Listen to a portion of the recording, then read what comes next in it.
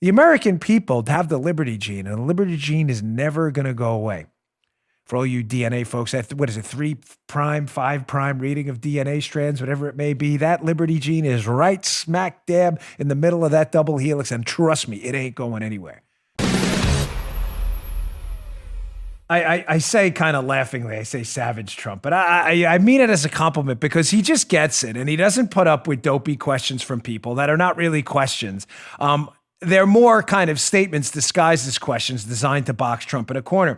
So, ladies and gentlemen, obviously there is a lot of friction right now in the country, understandably, what we're going through right now. But it's not just on the healthcare front and on the virus front. There's also obviously the economic, the financial front, the government versus limited government front. But the biggest fight of all right now is the fight for individual liberty and freedom. Not a joke. Trump has a natural finger on the pulse.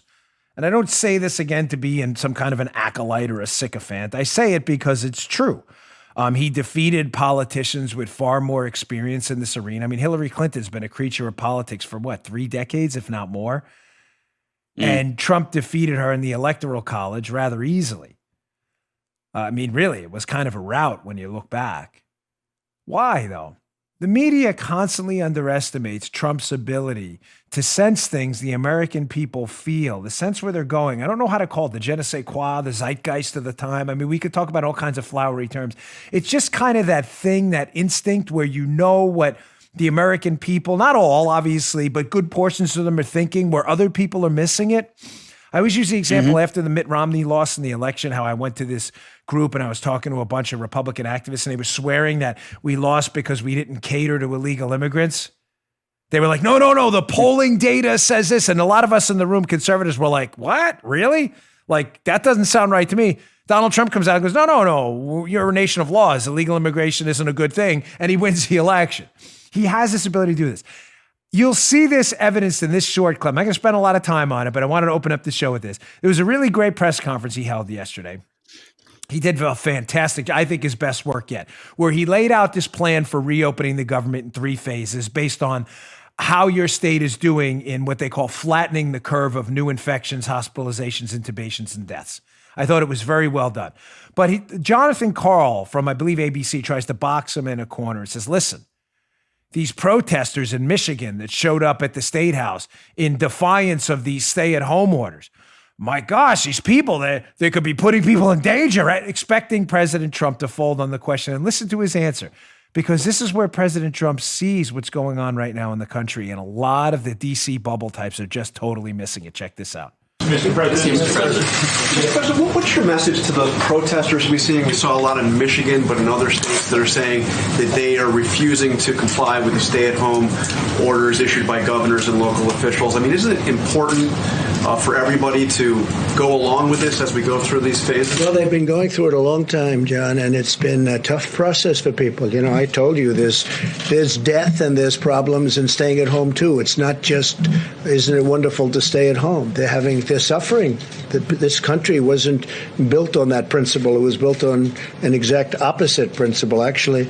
And I watched in one particular state where they want to get back. They want to get back. They were very strict sanctions that were put on people. That was probably the most strict of all. But I just think the American people have been incredible. Notice what the reporter did there. This is an important, quick Dan Bongino show tutorial on the media. We have new radio affiliates now, one of them in the Northeast. I was doing an interview last night with them, and he mentioned the host when I was interviewing. He's like, why do you dislike the media? So it's not all the media. And I was explaining to him, because I know their tricks and I know what they're up to, and it's always disingenuous. It's never to get to the facts. And watch what he does for the quick tutorial. At the end, the reporter's like, isn't it better that they follow these stay-at-home orders? Totally disregarding the larger questions that the overwhelming majority of people who protested in Michigan were doing nothing that would have jeopardized their health at all. They were in their cars with their windows closed in basically a traffic tie-up in doing the greatest thing Americans ever do, which is protest. That's what we do best. When we see our freedoms being squelched like a grape, we protest and say, nah, not on my watch, Daddy-o, thanks. But what the reporter's looking for is Trump to answer the question saying, you go out and get him, Michigan, so the reporter can write what, Joe? Trump recommends chaos, says disregard all orders. Trump wants the virus. That's what Jonathan Call wants. He wants that answer, but Trump won't give it to him. Because Trump sniffs this guy out like a hound dog sniffing out a prison escapee trying to, run down the trail.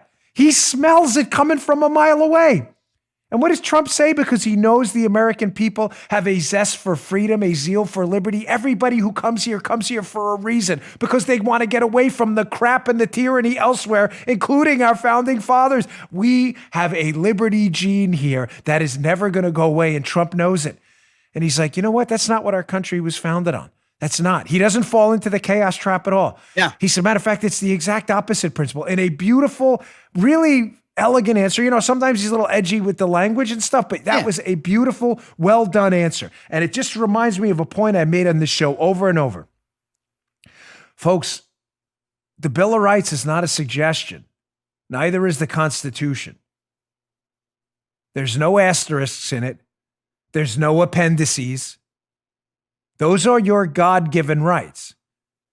The American people, largely, understand that the states have certain police powers, and within reason will, of course, obey what they believe to be their elected officials' edicts if those are reasonable. Reasonable edicts, like if you can social distance, you may have to go out with a mask for a certain time because we don't want you infected, we don't want you to get sick, and God forbid, we don't want you to die either. But when people like the dreadful governor of Michigan, Gretchen Whitmer, start putting out edicts more like King George, you can go to the store, but you're not allowed to buy seeds. You can get your bike fixed, but you can't get an oil change. The American people have the liberty gene, and the liberty gene is never going to go away.